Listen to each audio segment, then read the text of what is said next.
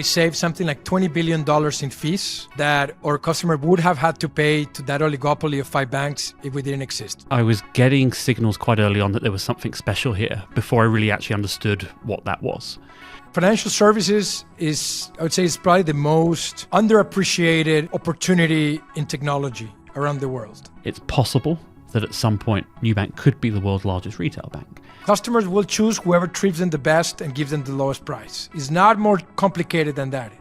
If you're in a competitive market and you offer the best product at lower cost, you win. Hello and welcome to Season 3 of Invest in Progress, brought to you by the Scottish Mortgage team. I'm Claire Shaw, Portfolio Director. In this podcast, we take you behind the scenes to hear the conversations that take place between the Scottish mortgage managers and the leaders of some of the world's most exceptional growth companies. As we are a UK investment trust, we can only market Scottish Mortgage to certain audiences and in certain jurisdictions. Check out the podcast description to ensure this content is suitable for you. And with any investment, your capital is at risk. On today's episode, we welcome David Vélez, the CEO and co-founder of Nubank. 12 years ago, the financial system in Brazil was dominated by just 5 banks. For the millions of people trying to access credit or even just open a bank account, it was a long, laborious and expensive process, with those banks profiting from the complexity. So from an apartment in Sao Paulo, 3 friends set out to dismantle that complexity, using data and technology to build a better solution. Fast forward to today, Nubank is the world's biggest neobank outside of China, with over 114 million customers across Brazil, Colombia and Mexico. The company has revolutionised the Latin American banking landscape by offering a seamless, fee-free digital banking experience and built up formidable brand strength and loyalty. Looking ahead, Nubank imagines a future where digital banking is the norm and financial inclusion is a reality for billions worldwide. So it is my pleasure today to hand over to David Vélez and Scottish Mortgage Manager Lawrence Burns.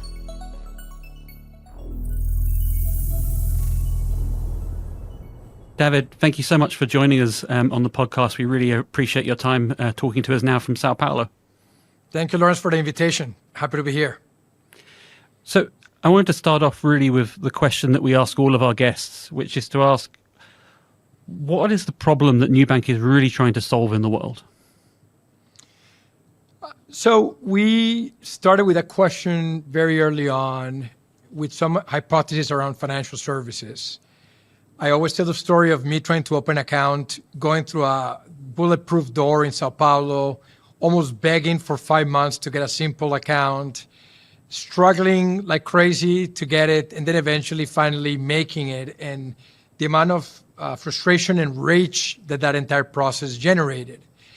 And while we started with figuring out how do we solve that experience, I think ultimately the conclusion actually was that the enemy was complexity. That what we wanted to solve is complexity to empower people. And so that has been the core purpose of the company since the very beginning.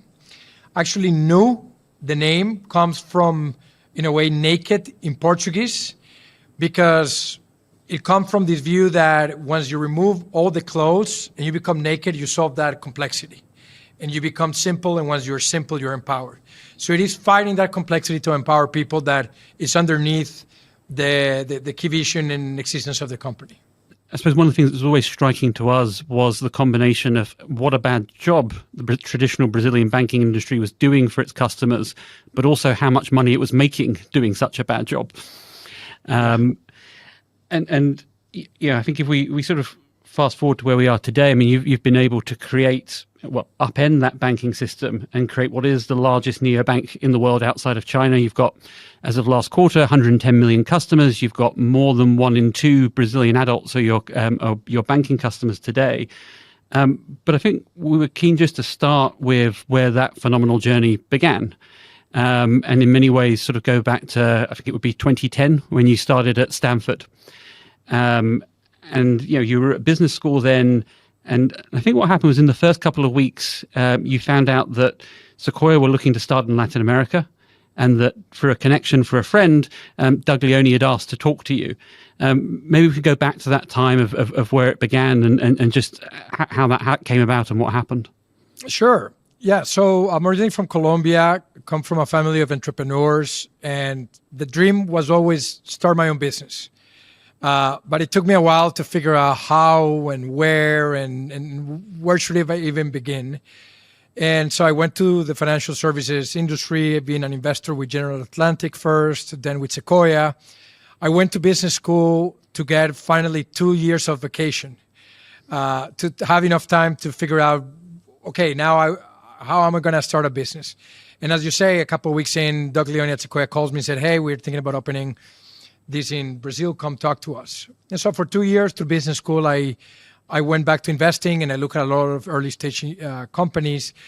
But I wanted to start a business. I envied the person that was on the other side of the table that was starting the business. I wanted to be him or her.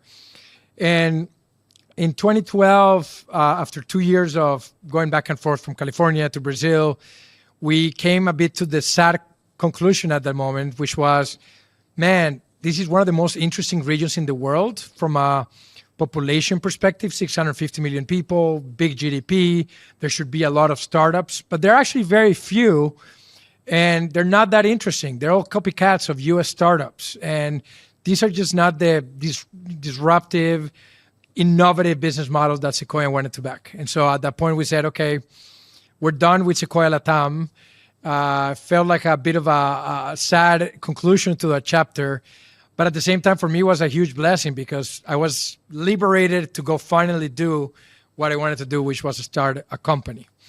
And that's when I had that experience that I mentioned initially of trying to open a bank account. And it was absurd how hard it was to get a simple account in Sao Paulo, in the middle of Faria Lima, which is almost like the center of financial services in Latin America. And so from one end, I started to understand that consumer pain. And I started asking my Brazilian friends, like, how is this possible? And what I heard from everybody was like, well, I mean, yeah, it's not great, but where are you going to go?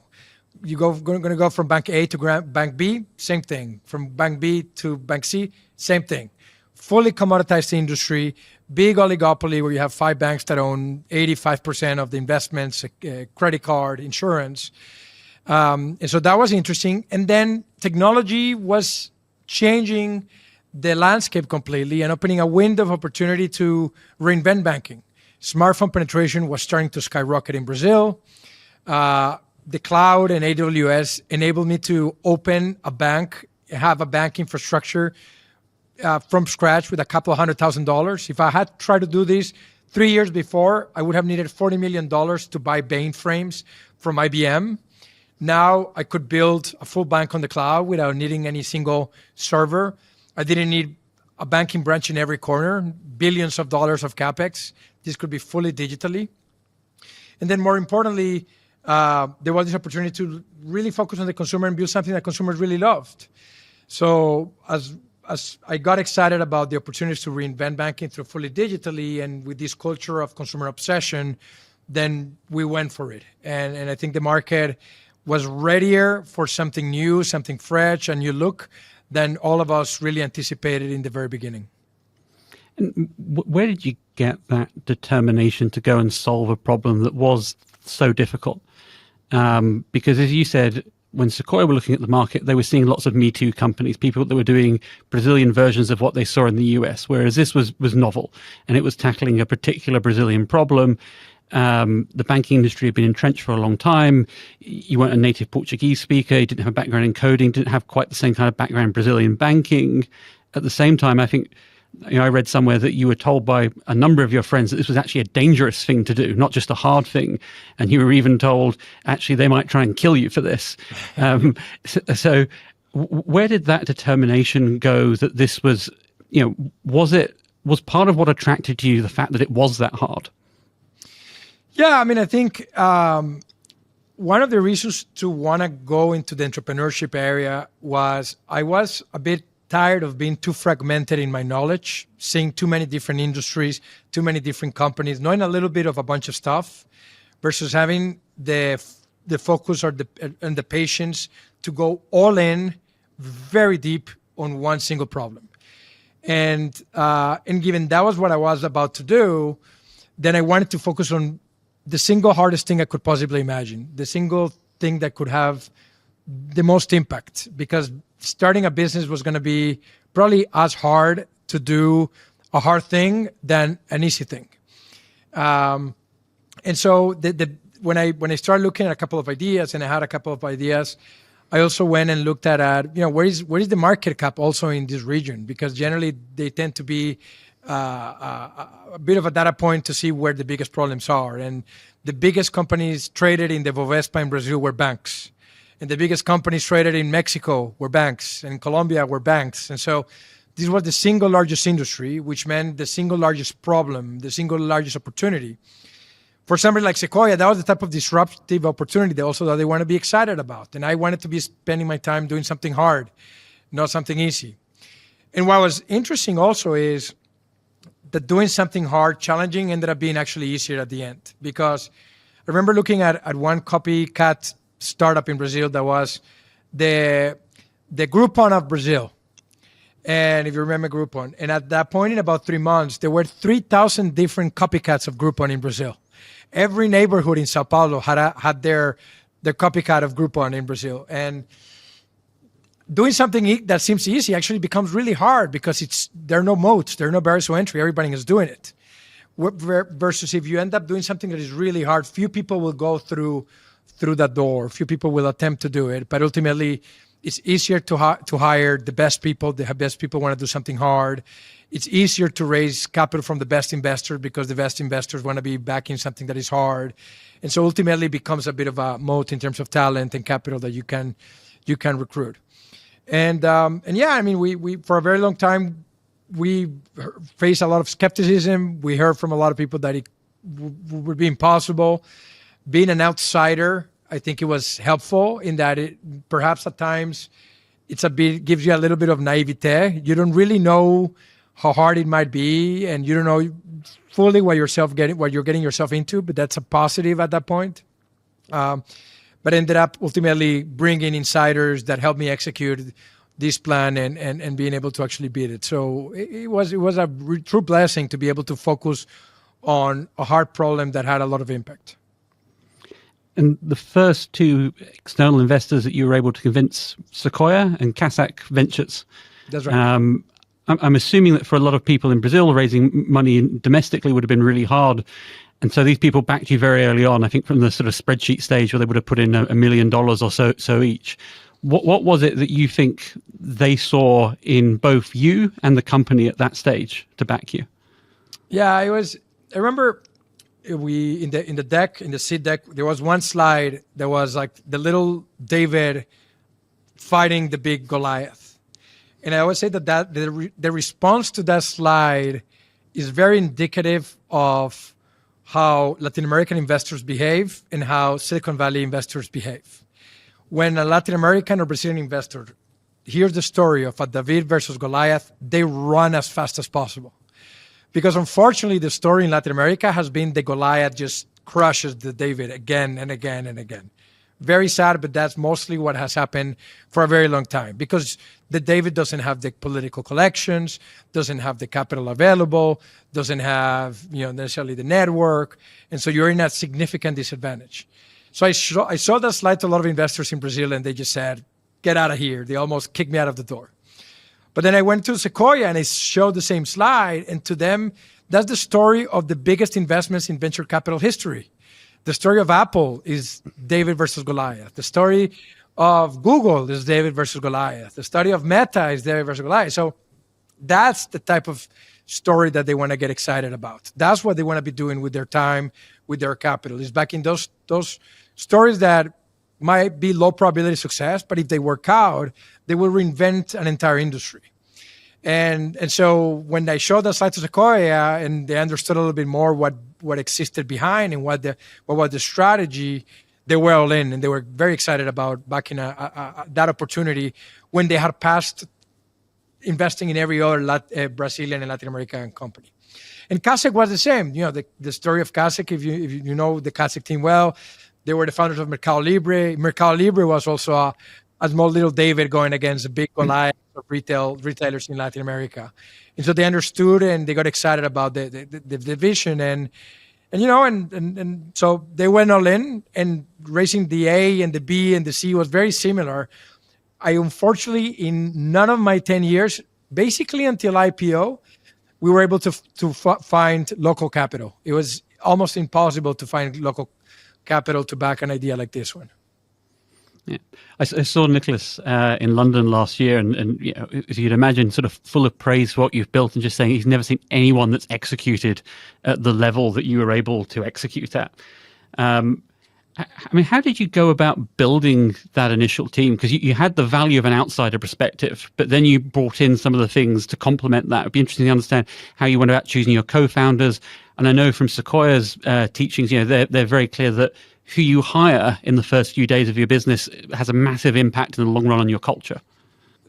So I remember the early days, I had a really good conversation with Rulof at Sequoia, who basically tell me, hey, David, listen, it seems like a really good, interesting opportunity, but you're not Brazilian.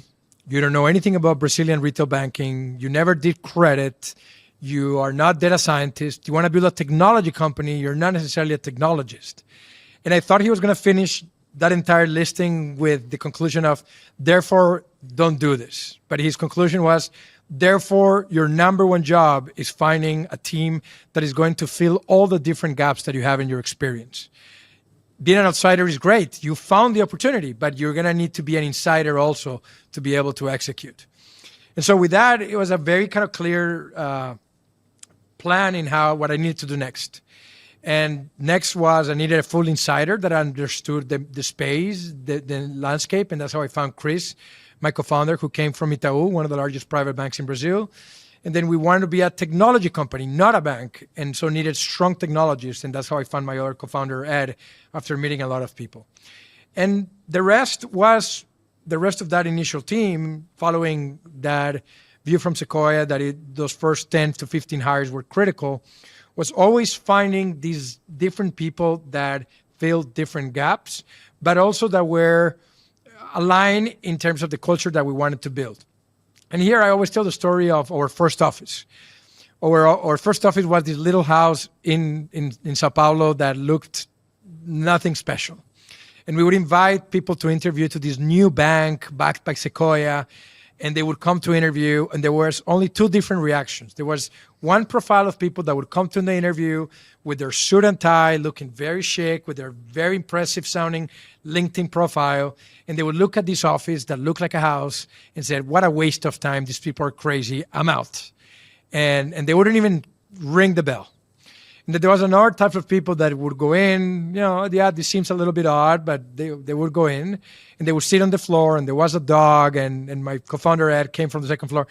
And after 30 minutes, we were telling them what we wanted to do. They would say, this is awesome. I want to be here. I'm here on Monday. And so that house became the best interview filter, because only certain type of people that were the missionaries, not the mercenaries, that were attracted by the challenge, that were attracted by the impact, by the complexity of what we wanted to build, were the type of people that were integrated in that initial DNA of the business. And once you have those first 10, 15 people, then you bring the next 100 that are consistent with those first 15 people, and they help you interview them. And then the next 1,000. And then you start scaling culture based on those kind of principles. And that's what has been really an unbelievable way to be able to maintain consistency of culture as we've been able to scale. And what was it like in the early days, having to get the execution right, having to deal with the early problems that came up? So I think it was, what would have been around 2013, where you were looking to launch presumably your first product, which would have been the credit card. And one of the reasons for choosing that, my understanding, was that there wasn't the same level of financial regulation. You didn't have to be a bank to offer it. And you gave yourself about 12 months, I think, to launch it. And then suddenly the regulation changed, and you had to be, I think, a payment institution. You had to be authorized by the central bank, and your timeline got squeezed massively. But I'm just curious to sort of go through back of what were some of the biggest challenge and pain points as you started to scale the company at the very early days. Yeah, so we raised $2 million with a deck, and we had a lot of unanswered questions. We didn't really know if we're going to launch a financial product, if regulatory-wise was going to be doable, if Visa or MasterCard were going to say yes to us, or no. If they both had said no, we would be done. So there were, at every point in that plan, there were life or death decisions and gaps that we had to figure out. And so the sense of urgency was huge. Every day counted because we were going to run out of money, and we had to be able to prove by the next round that we had a product that we could get to customers, that we had figured out regulation, that we were able to attract a team, even on the face of so much skepticism.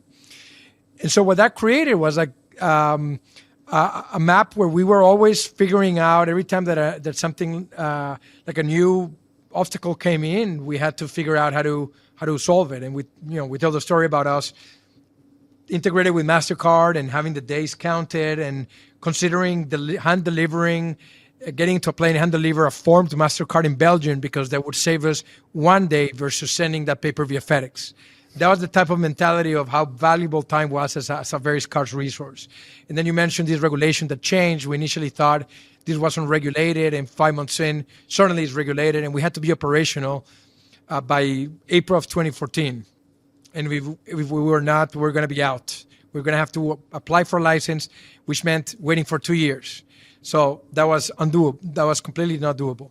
So it was a time of like, time was the most scarce resources, and we were all in 24/7 trying to figure out obstacles as things came up. And am I right in thinking that your promise to investors in the early days was that, in 2013, where I think you had 12 customers, that you would get to 1 million by 2019? And I'm assuming that most investors didn't think that was possible, but you actually managed to sort of get to 15 million customers by 2019 in the end. And as you went along that journey, are there any moments that stick out that really gave you confidence that this was really working, that the thing that you'd taken this big risk on and had put so much effort in was actually going to get you right the way to the finish line? Was there any particular sort of data points you look back and go, that's when the probabilities really shifted in your mind? Yeah. So the 1 million customers in 5 years was felt almost impossible, felt crazy, because we put that goal when we had no customers, and we didn't even know if MasterCard was going to say yes to us, or Visa, or we were going to find initially a banking partner that we needed. But then we worked in that accelerated fashion, and we launched the product for the few customers. We initially had 12 cards, and it was the 12 of us, 12 employees. And there were a couple of data points that were interesting. The first one was we picked purple as a color because it was the most anti-bank color we could possibly imagine. Every single card in the Brazilian space was silver, was gold. They'll look the same. They'll smell the same. It's completely commoditized. And purple was the craziest color we could imagine. And it was interesting to get customers to react to that because it immediately caught their attention. It's like, what? Some people loved it. Some people hated it, but it created reaction. It created some kind of emotion. And I remember us going to a bar that was close to the office and paying the bill. And the lady seeing the card and said, wow, I really like this color. Can I take a photo of it and send it to my Facebook account where I have 30,000 followers? And we're like, sure. It's like, well, interesting. We started to see the potential power of social media. It was early days on social media.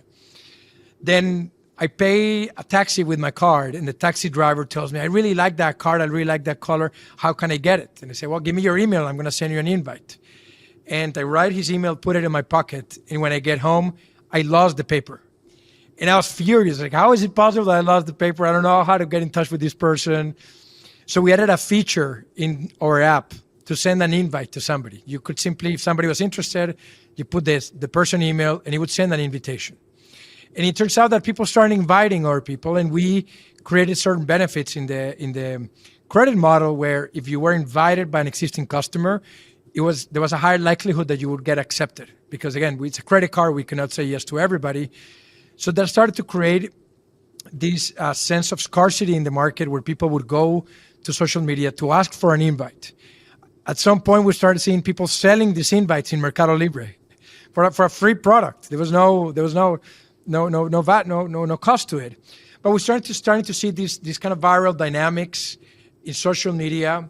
where people were saying, wow, this is unbelievable. That gave us an opportunity to really wow the customer through certain experiences where somebody called with a problem. We would ask our team to go beyond. Somebody called saying, my dog ate the credit card, I knew a new credit card.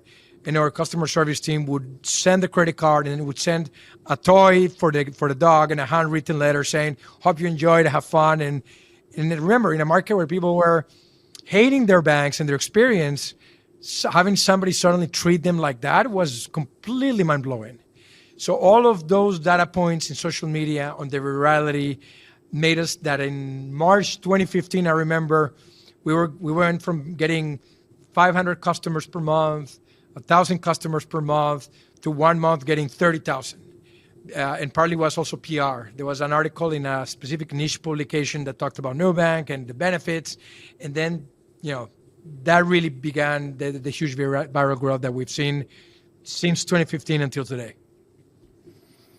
And obviously one of the attractions of people signing up for those cards was not having fees, not being ripped off in terms of the cost.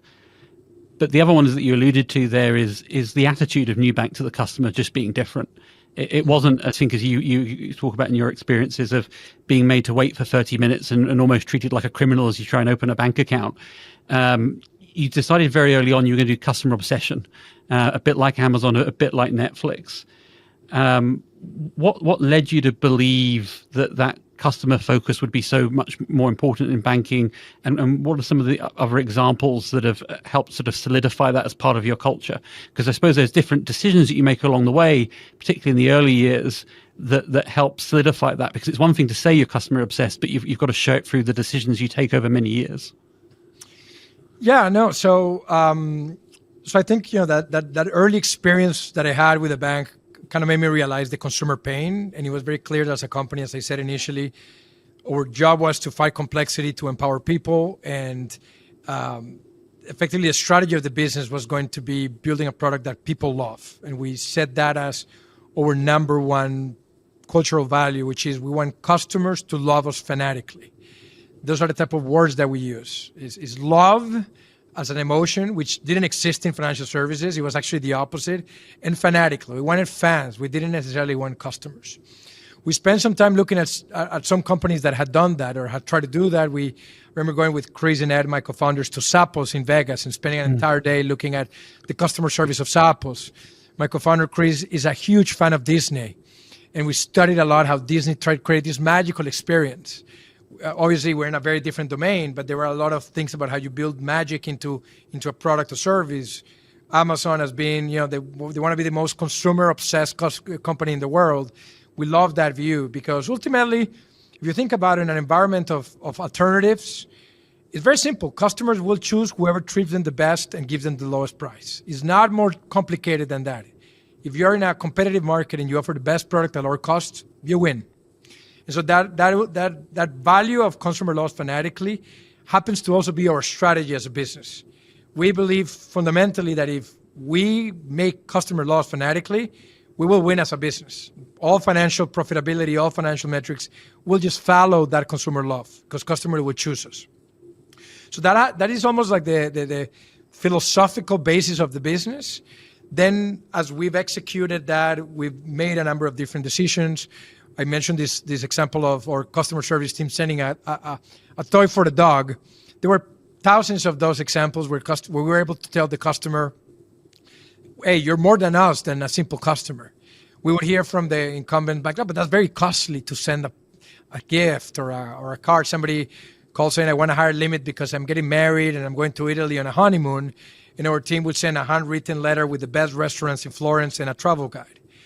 So it might seem expensive if you're looking at it from a very short-term orientation, but once that customer puts that in social media and you get 100,000 likes, that's the cheapest customer acquisition channel you can ever imagine. So we manifested that value in a number of different those decisions. Then eventually, as we scale, what has been more challenging is as you make financial decisions that need to be consistent with that consumer love. The example there are plenty of examples. The example I like to tell more is a couple of years ago, an analyst comes and said, hey, our revenue per active customer just spiked.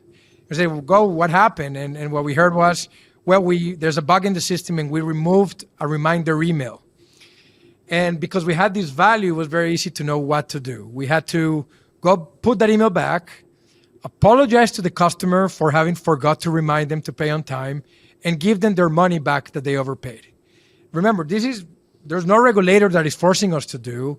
There is no mandate that we have to remind the customer. We're doing it because we want the customer to love us fanatically, and this is a way to build trust with that consumer.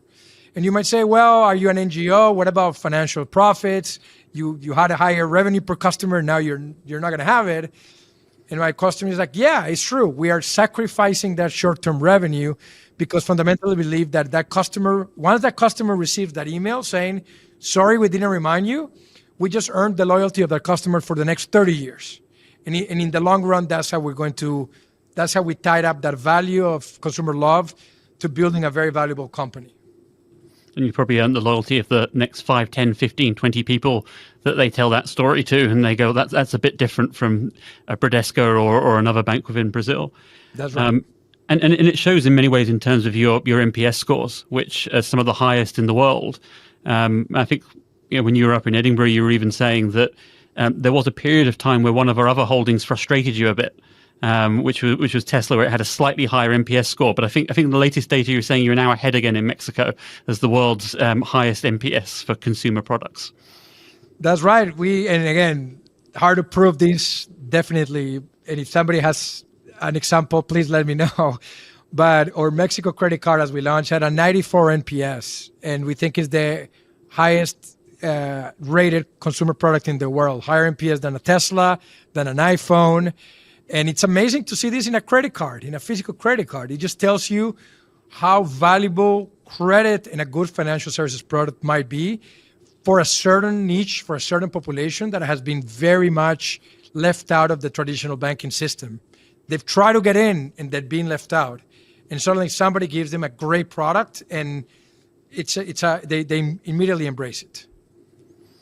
And how important a part of the early vision for Nubank for you was that you could do it for an app rather than a branch, have much lower costs to serve, much lower technological infrastructure, fewer employees, and therefore you could address large segments of the population. The traditional banks have gone, we don't want to serve these people. It's not profitable. Our overheads are too high to do these too small loan amounts, too small checking accounts, and that you've now been able to address. Was that a large part of your thinking in the beginning, or was it actually just an output of you realized, actually, if we do this super efficiently, you talked about TAM. In many ways, you have a role in growing the TAM. It's not static even for you. Yeah, I mean, listen, one of the insights that we had at the beginning was tech companies were reinventing every single industry around the world. We talked about Amazon on retail, or Netflix on media, or Uber in transportation. And when you try to abstract the first principles of how that disruption happens, a key component is always efficiency and cost to serve. Through the use of technology, they're able to generate a cost structure advantage that, if you use it on behalf of the customer, allows you to reach more customers and charge less with higher quality. It's magic, ultimately. The technology allows you to compete in an environment through magic. And the same first principles should have applied to financial services. Nobody was doing it at that point. But if you think about it from those first principles, the same thing applies. Today we can serve 100 million Brazilians with 7,000 employees. And my competitors need 100,000 employees to serve the same amount of customers and 7,000 branches. The cost structure advantage that I have is so big that I can charge less. That's why I can afford not to charge any fees whatsoever. So it's a better product. It's simpler. I don't have to charge all of these different things, higher quality. And then there were about 250 million people in Latin America, or 60 million in Brazil, that were completely left out of the banking system. Because when you just have $1,000 to invest in a savings account, or when you just need a $100 loan, if you try to get that through a banking branch, the banks will not let you do that. A bank through a banking branch, they would lose so much money on that transaction that they would just shoot the door on your face. But if you have this cost structure advantage, we can get to these customers and say, hey, yeah, you have $100 to invest. We take that. You need $50 loan. We'll give you that. And we can do that profitably with a cost to serve or with a marginal cost that is going to be positive to us. So it is a huge advantage in both serving the banked customers and a huge unfair advantage in getting to, in Latin America, 250 million people, globally over 4 billion people that have been completely left out of the banking system. And do you think that's been helpful, I suppose, A, from a societal perspective? Financial inclusion is good. And if Nubank is your first ever bank and the first ever people that are lending you money, you're going to build up a lifetime relationship potentially with that and affection for that company. Is there also a benefit that you've experienced on the regulatory side, where I know it's been tough and difficult at times, but that there is this societal argument that actually for the economy and for society, Nubank is a force for disruption that is good because of that extending financial inclusion? And do you think that is something that the regulators have understood and have tried as best they can to sort of make some degree of room for you to operate effectively?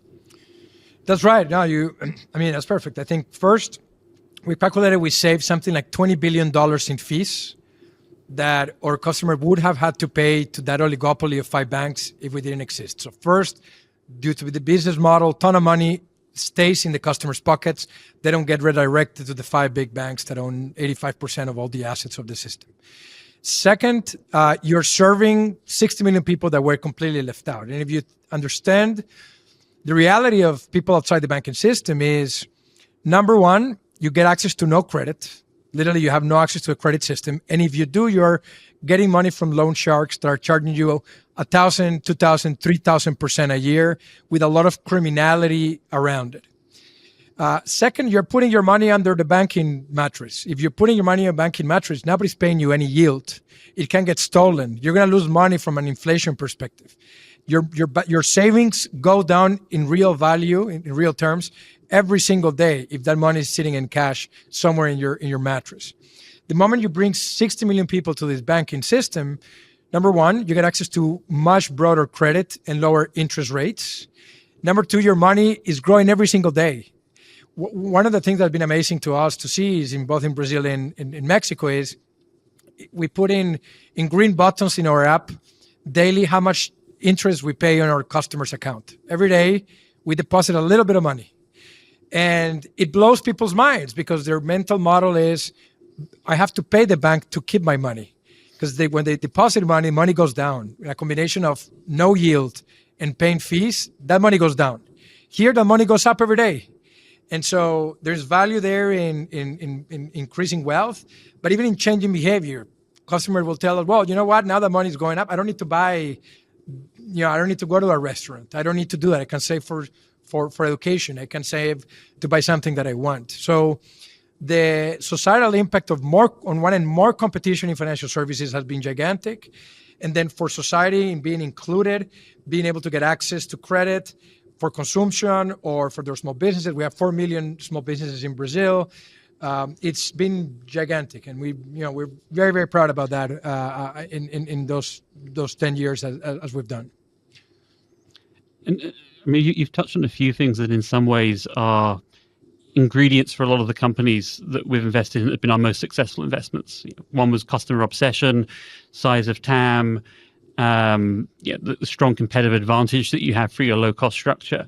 I suppose the other thing that we observe as an ingredient for the best outliers is when you have a company that solves one problem and then uses that success, uses the relationships they've built with customers, uses the data that they've gathered and the resources to go and solve another bigger problem. And in many ways, that was Amazon going from e-commerce to doing cloud computing. It's Tesla going from electric vehicles to autonomous to possibly humanoid robots. For Nubank, I think it can be framed in a similar way. And I think you've talked about this in terms of multiple acts for Nubank. With Act 1 being a lot of what we've talked about, winning in digital banking in Latin America. In Brazil, where you have a large customer share, but you've got the opportunity to cross-sell additional financial services, which are still early, and you're tracking obviously very well in Mexico and Colombia. I think Act 2, if I'm right in saying, is moving beyond financial services. And perhaps that goes to the idea of Nubank tackling complexity. But could you tell us a bit more about what that Act 2 means for you? Sure. Yeah, so as we talked at the beginning, of the interview, the company purpose is fight complexity to empower people. A lot of complexity in financial services and in Brazil. So great place to begin the company was Financial Services Brazil. But there are complexity in financial services all over the world. And that creates an opportunity for us to eventually expand internationally. And then also a lot of complexity in our verticals. I always tell the story that when we looked at the most disliked companies in Brazil 10 years ago, it was banks and telecom companies. Now banks are actually much better rated, including our competitors. And we would like to think that we've forced an improvement in the overall level of banking in the economy, which is phenomenal. But in telecom, there is an opportunity there. A lot of different fees, a lot of different complexity in the monthly plans. Prepaid minutes are 3 times more expensive than postpaid minutes. So as we figure out what are kind of the assets that we've built over 11 years, we think we have the single largest digitally only consumer base in Latin America, over 110 million fully digital customers. We have one of the most loved brands in Brazil, one of the highest NPS in Brazil, and a very strong analytical backbone in a lot of the decisions that we make. When you aggregate all of that, it gives us the opportunity to cross-sell other products and services to try to fight that complexity at a effectively low customer acquisition cost. So that's the idea. What we've done so far is we launched a marketplace, where we are cross-selling different partners, e-commerce products. Our consumers get to have a very easy payment experience. They get to have credit at point of sale, and they get significant discounts and cash back. We launched a travel experience where now customers get to reserve tickets and reserve hotel rooms. We give a price guaranteed to anything they reserve. We guarantee is going to be the best price that they can get. And now we've done the telecom move with NuCell, which is an entry path into the telecom space. And listen, we'll try a bunch of different things here. Some of them might not work, but it is an opportunity for us to kind of go beyond and try to be more to our customers, try to be solving more problems actively. And the third act, in many ways, is one that when we first met in the build-up to sort of Nubank's IPO, that sort of struck me the most, which was the idea and the ambition that actually it works well in Brazil, it's working well in Mexico and Colombia. There's a big world out there, and there's a number of countries that have very inefficient and very unhelpful banking models to customers. How big a part for you of the future is the ability to continue to internationalize what you've built in Brazil? Yeah, so financial services I would say, is probably the most underappreciated opportunity in technology around the world, because it's a $7 trillion profit pool globally, where only 3% of the profit pool is today owned by the disruptors, by the fintechs. 97% of that profit pool is still in the hands of traditional incumbent banks.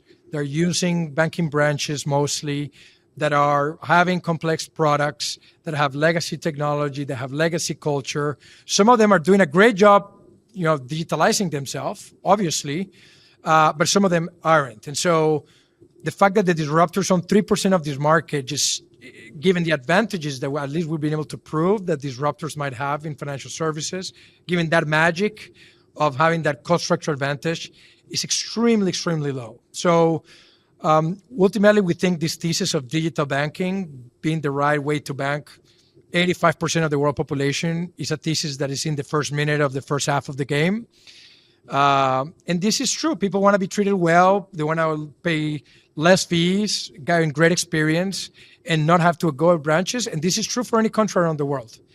Unless you come up with like a very convoluted hypothesis about why any given person in any given country really enjoys spending 2 hours in a banking branch begging for a product when you could do it in your cell phone in minutes. This is the future of global banking services. So now I think it's an industry and a product that is hard to internationalize. I would say it's harder than other industries, harder than media or retail, because it's very local in nature. Which means you're deeply regulated. Credit is hard to do it fast. You have to be very patient. You have to be very methodical. You have to build a local brand. You're taking people's money, which means you got to build extreme trust with consumers. This is not just buying a pair of shoes or ordering a pizza. If the pizza doesn't come in, fine, you're mad, but that's okay. This is your life savings that I'm asking you to give me. So this takes time to build a trust. Therefore, it's a model that takes long to internationalize. And we've done 3 countries in 11 years. We've been slowly and very methodical. But we think that the next 10, 20 years for us, the opportunity really is global, is multi-countries outside Latin America. And so we are preparing to go in that direction. I mean, to be fair, as you've moved into Mexico and Colombia, it's taken time, but it's going faster than it did in Brazil. So hopefully you keep speeding up as you do that. That's right. Do you think expanding globally is both a nice to have, but also something you need to do in the very long term to be competitive, to be able to have the lowest cost to serve, that you need global scale? I think ultimately, yes. I think if there are people that are trying to build a global enterprise, that will give them access to a scale that we'll need. That will give them access to a data that we'll need to also build. We think the future of financial service, we haven't talked about AI necessarily, but the AI enables the creation of a new type of platforms in terms of interaction with the customer. We talked a lot about the AI private banker. Is this opportunity that the lowest segment of the population has access to the same financial sophistication that today the top 1% of the population has. Digital banking hasn't solved that yet. It might solve access, it doesn't solve advice. So we think there'll be an opportunity to get you and everybody else around the world having somebody that handholds them into their best financial decision, allows them to negotiate across all the different banks around who gives me the best interest rate for my money on deposits, on lending. To do that effectively is going to require a lot of scale, a lot of data, and reaching that scale would be a huge advantage if you do it well. Glad you mentioned AI, because I don't think you're almost allowed to do a podcast for an hour and not talk a bit about AI. So it's good we brought that up. I mean, could we delve a little bit deeper into your vision for how AI is both impacting Nubank now and will impact it in the future? Because I think your one has been, as you kind of alluded to, was the idea that the smartphone has enabled everyone to have a bank in their pocket. And I'm only just copying what you've kindly told us before, but that AI was going to allow everybody to have a private banker in their pocket, and just what that means as that comes to fruition. Yeah, so I think there are a bit more of the obvious applications of AI, which are on the back end, on the efficiency of the bank. Obviously, there is a customer service efficiency and things that are maybe less obvious, like using neural networks for credit decision and underwriting, for fraud, for regulatory compliance, for anti-money laundering, a lot of different applications that ultimately are going to make you be able to scale faster with lower cost, and lower cost means better product for the consumer. So that's, I think, what I think a lot of people are executing. We're doing that too. We see real opportunity to be much more efficient. But I think really the transformational aspect of AI is exactly that. Is we see a lot of people that we've opened their first savings account, and that's great. As I was saying earlier, for the first time, they're putting money digitally, they're saving, they're getting yield on their money, and there's huge value in that. But we very quickly realized that there is so many things about financial services that they don't understand, that is so complex. And if you compare that to, let's call it the top 1% of the world, and around how they manage their finances, the top 1% in the world are going to be looking at what is the tax-efficient mass market or tax-efficient mutual fund to invest your money, right? What is the right legal structuring to minimize the state taxes or to make it tax-efficient? If I need a loan, I'm going to talk to 5 banks and I make all the 5 banks compete with the lower interest rate. If I need a mortgage, the same thing, an auto loan, the same thing. If you are in the poorest bracket of the population, none of that applies to you. You have no bargaining power. Nobody's going to compete with the lowest interest rate. You're not even going to know what questions you should be asking when you want to invest. So that's fundamentally very unfair. And a lot of people have talked about financial education, which really means doing YouTube videos to explain people how to do this. doesn't really work. Like you educate some people. Some people do take the time to do some financial education courses. Maybe you learn a couple of things, but it's not going to fundamentally change the way you make decisions based on your money. So we think this concept of the AI private banker, which is this entity that's going to grab your hand and going to say, Lawrence, you need an investing. Let me tell you, these are the different options. And by the way, this is how compound interest works. And this is this is the difference between you investing with a 10-year horizon and in a month. Oh, you wanna buy a car? Let me go and negotiate with all the different banks and get you the absolute very best loan on your behalf. Or you wanna invest? You wanna buy crypto? Well, guess what? All these crypto tokens or these investings don't do that. That's a scam. But what about these ones? Could be different. This is what you need to be looking at. So to be able to do that, really, you'll need a fundamentally different approach to financial access and accessibility, and I think that's what eventually AI might be able to create. That would be a profound impact, and I think it really comes back to the customer obsession, in that people are only going to trust your advice and trust to give you the data to fuel the advice if they believe in what you're doing, and so you need to have that relationship to get a lot of that into that position of AI anyway. I think the final question we tend to ask is, what does the world look like if Nubank succeeds? Or perhaps to put it in one of your framings earlier, what does Nubank look like as we reach the second half of the game? Yeah. Well, I think first, the grand majority of the world's banking population is banked via digital banking type of solutions, which means way lower cost financial services around the world. That also means 3-4 billion people gets included into the financial services. Just imagine for a second getting 4 billion people access to credit for the first time.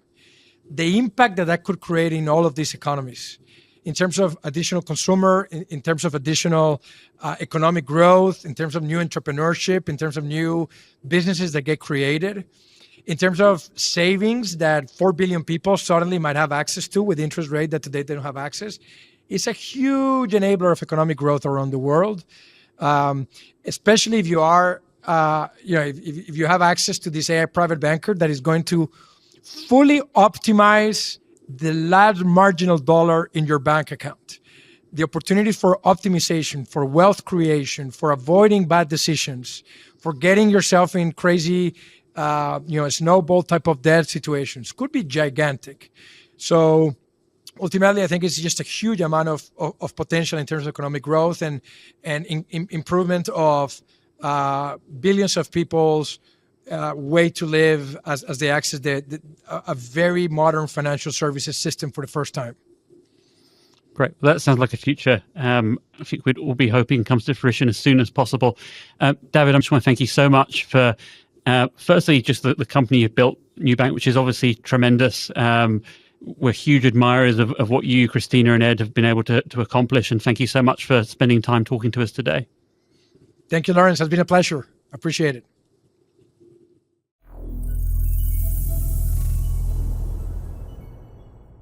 Well, Lawrence, thank you for that discussion with David. I think our listeners will agree that it was a pleasure to hear him speak with such passion and vibrancy, and some fantastic anecdotes in there about his journey with Nubank. As always, we use the final section of the podcast to discuss the featuring company from our perspective, our experience of the company, and our investment case going forward. So, Lawrence, let's start at the beginning. How did you initially come across Nubank? So I think how we came across Nubank in some ways shows the value of being and having a reputation as good, supportive long-term owners. Mm-hmm. So we first met the company when they were private a couple of times, and then in the build-up to their IPO, where they actually really targeted to have Baillie Gifford as an investor. And that enabled a couple of things. The first was that it enabled us to get a lot of time with the management team, and with David in particular, well before the sort of formal IPO process started. And in fact, we even ended up signing an NDA to get access to their IPO filing ahead of its release, to sort of be able to build our knowledge around the company. And so that was the sort of the first set of interactions. And then from there, it was a question of building our knowledge base. And so I probably at this point met the majority of fintechs in Latin America, the majority of sort of the Brazilian traditional financial services. And we were also helped by the fact that we had this background knowledge around fintech companies around the world, everything from Ant Financial in China to Mercado Libre's business in Latin America. And it was also helpful that Federico, who was the head of IR for a number of years at Meli, was also then the head of IR at Nubank. So there were a lot of these connections that helped to sort of build up that knowledge base and get to know Nubank, I think, at a quicker pace than we might normally do. And we've talked a lot about how charismatic and passionate David is. And it's incredible to hear him say, he wasn't a native Portuguese speaker, he wasn't from a retail banking background, he wasn't a coder, he wasn't a technologist, but he saw a problem and he put kind of everything he had into fixing it. So that kind of determination is something that really sort of stands out. But from your perspective, what is it about David that increases the company's chances of success? I think it's interesting because in many ways with David and the broader team, I was getting signals quite early on that there was something special here before I really actually understood what that was. So one example I give of this is Doug Leone, who he mentioned earlier, who sort of hired him at Sequoia, was on a podcast of his own where he was asked, who are the 3 people in the world that you would invite to have a dinner party with? Yeah. And the first one was Frank Slootman, the sort of former CEO of Snowflake, who he said he wanted to discuss execution with. The second was Elon Musk to discuss scale of company ambition. And then the third was David to discuss vision. And so I think that was an interesting sort of putting him on par almost with Musk there. And then as I've met different founders around the world, actually I kind of found out that a number of them are actually invested in Nubank. And when I ask them what attracted them to Nubank, the answer I actually get back is David. And I think there was one of the other early signals early on was that you looked at their cap table and who they'd been able to attract. And you had Sequoia, obviously, who bring that Silicon Valley disruptive perspective. You had Tencent, who bought a very strong perspective of consumer internet and digital fintech from their own operations. Yeah. And you had Berkshire Hathaway. And so that was an interesting collection of validation points. But if you sort of push what is it in particular about David, I think it's not just that he's long-term ambitious and super smart and charismatic, as you said. I think it's that he's been able to do a really good job of blending that disruptive internet culture with the traditional culture of financial services. Yeah. And you see this in a few different ways. The first is you look at the founding team, he hired a Brazilian who does speak Portuguese, Cristina, who was at that time was an executive in their credit division at Itaú, one of the leading Latin American banks. And he himself spent a lot of time with the founder of Capital learning about how do you build a good lending business, because lending is a really difficult business for fintechs to build. Not many have at scale. And so I think he's talked about this at different points where he says he wanted to replace the traditional financial industry, but just because it no longer was optimal, it didn't mean there wasn't a lot to learn from it. And I think that ability to be humble and realize that there's much to learn from the traditional industry has really helped him. And so I think that's one of the key things. And if you look at the team, they've also brought in people from Capital to help with the lending operation. Their chief operating officer was one of the top people at Capital.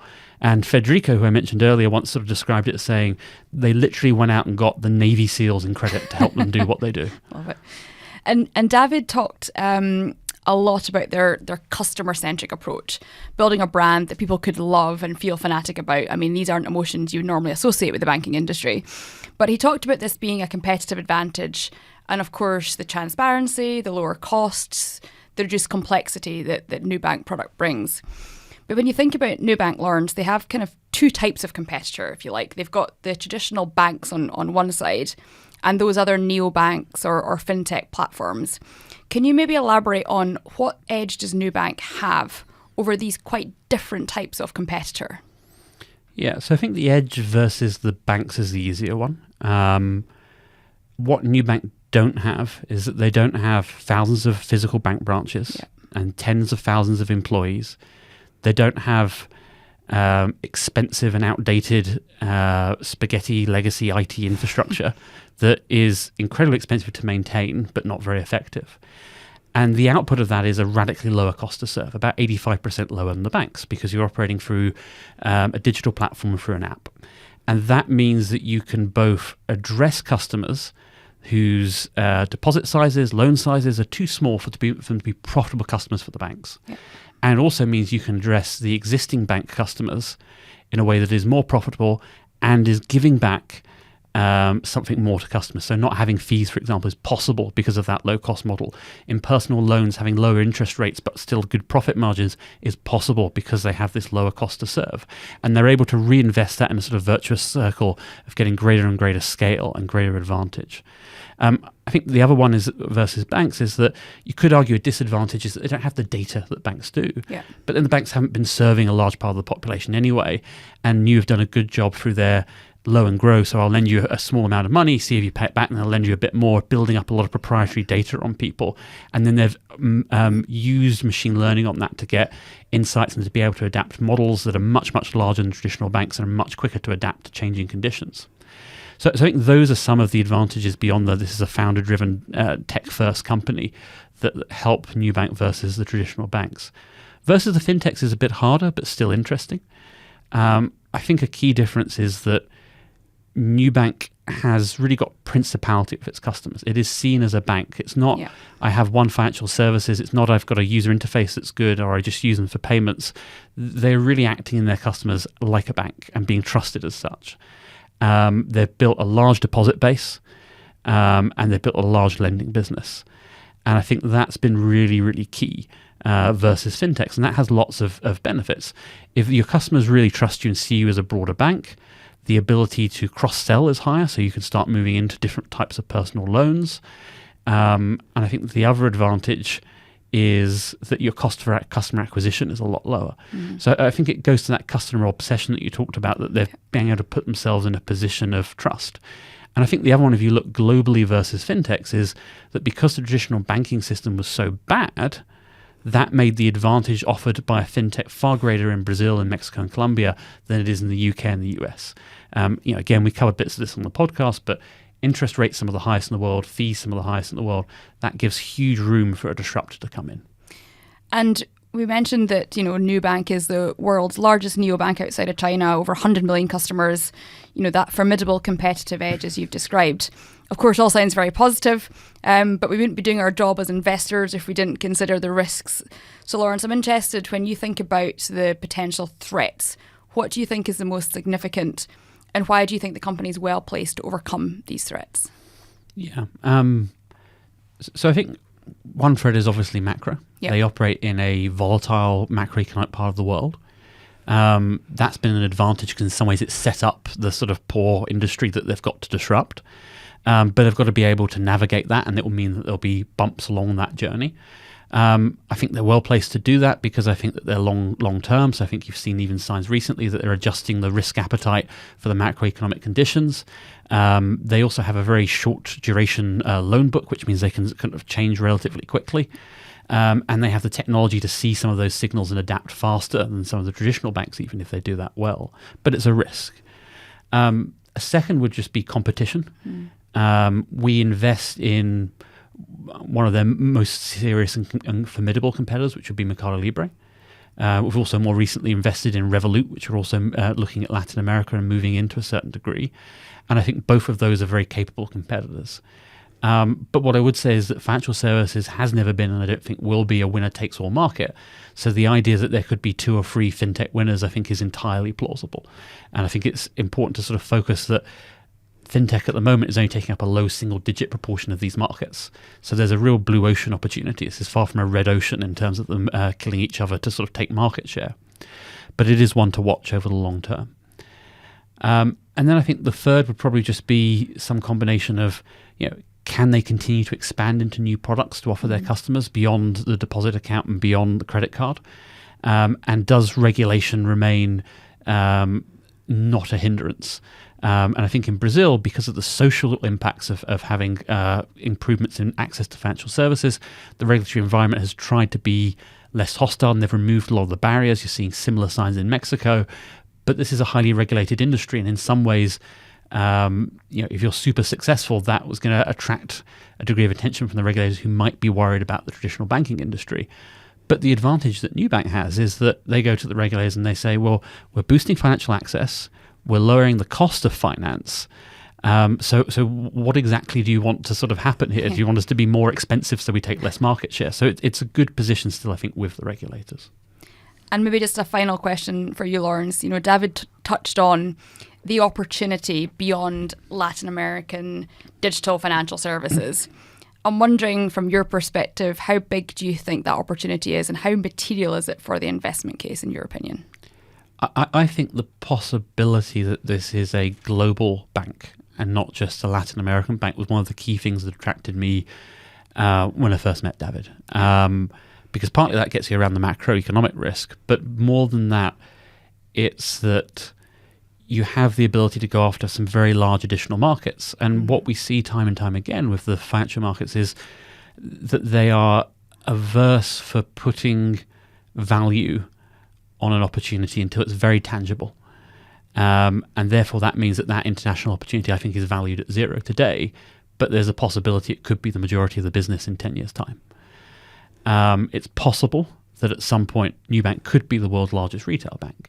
And when you talk to David about what are the types of markets that he's thinking of entering in beyond Brazil, Mexico, and Colombia, which in itself would be sufficient to underwrite the investment case, yes, there's sometimes sort of consideration of Argentina and markets in Latin America, but I think it's more of the emphasis is really put on, there are other emerging markets where this banking problem exists, where we could provide technology and know-how to really solve it for people. And the scale of the ambition isn't just that it's talking about the Philippines, Indonesia, or Saudi Arabia, but even considering the US, where you have an Hispanic population that is similar to Brazil and Mexico and that isn't particularly well served from the existing banking industry. And that opportunity could be potentially huge. The other one that they occasionally talk about and have made steps around is sort of this beyond financial services. And that's the idea, at least in my mind, that they can leverage some of the things we've talked about. You've got a connection with the customer, you've got the customer's trust, and you have a lot of data on the customer. So what are the other pain points you can solve using technology for them? They've got a small e-commerce business. They've recently become a virtual mobile network operator, so they don't have a telecom physical network, but they're offering SIM cards. And I think that leads into lots of different areas of what are the other layers of value you can add on. And again, I think this is a key point, is that our most successful investments are those that can leverage their assets, their advantages that they've done well on one task to then go and do a few other ones. Yeah. And I think Nubank has that potential. And that's partly why it's so interesting, because it's hard at this point to write a blue sky scenario that fully captures the myriad of potential that they face. Lawrence, as always, thank you very much for your insights. And I'm sure you'll agree it's been an absolute privilege having David on the podcast. So thank you. Thank you.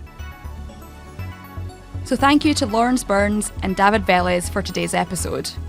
Up next, we welcome the founder and CEO of Horizon Robotics, a Chinese company developing AI and robotic solutions for autonomous driving. We get a lot of questions from shareholders about our investments in China, so you won't want to miss it. Subscribe now to be the first to listen. This is Invest in Progress. Thank you for joining us. Please note, capital expenditures, or CapEx, are purchases of significant goods or services that will be used to improve a company's performance in the future.